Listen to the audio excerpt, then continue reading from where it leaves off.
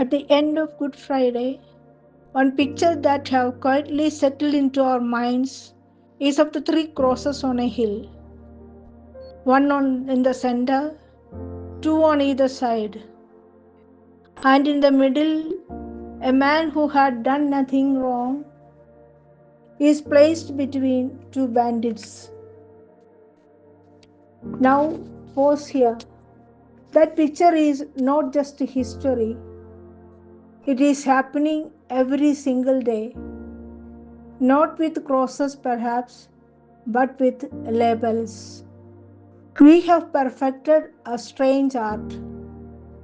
We do not need proof, we only need proximity. Place a good person next to the wrong people, and we have already decided what he or she must be. No investigation required, no questions asked. He or she is labeled as one among them. Think of Jesus on the cross. Just a neat little conclusion tied up with a ribbon of assumption above his head. Stand with the wrong crowd and you become the crowd. Jesus was no exception. He came to the poor, the sinner, to those excluded from the society, and he was properly labeled as bandit, lover of the poor, liar, fraud, cheat, etc. Words thrown casually, but it settles into the name and refuses to leave. Once struck, it defines you in the eyes of the world. No one pauses to ask, is this true? And that is what makes the Good Friday scene so powerful. It was not about pain, it was about perception. An innocent man deliberately placed between the criminals. Message to the crowd was simple. Look at him, one of them. And the crowd believed it.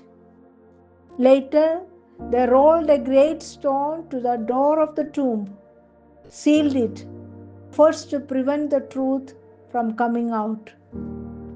Of Jesus, he did not fight the label at that moment. He did not shout from the cross saying, "Excuse me, wrong grouping."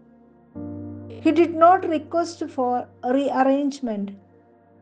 He did not issue a public statement distancing himself from the two on either side. Instead, he stayed. And that is the most difficult thing to understand. When wrongly labeled, our first instinct is to protest, to explain, to defend, to correct every whisper. We want to fix the picture immediately. But Jesus did not do that. He allowed the world to misunderstand him. For a while, the label seemed to win. The scene looked convincing. Case closed.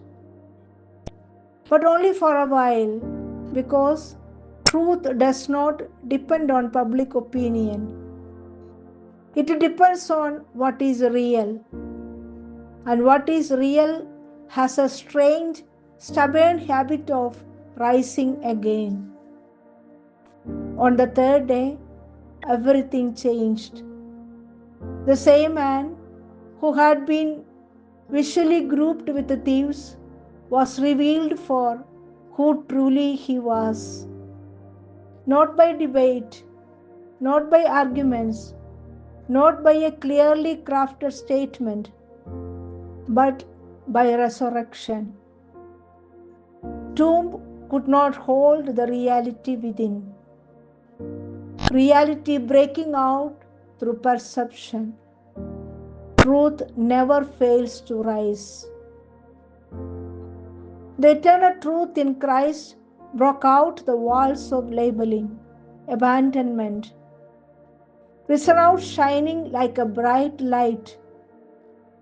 That was what the ultimate reality of what Jesus was. Resurrection, the undeniable truth lasting to eternity. If you are true, what you are has the power to rise.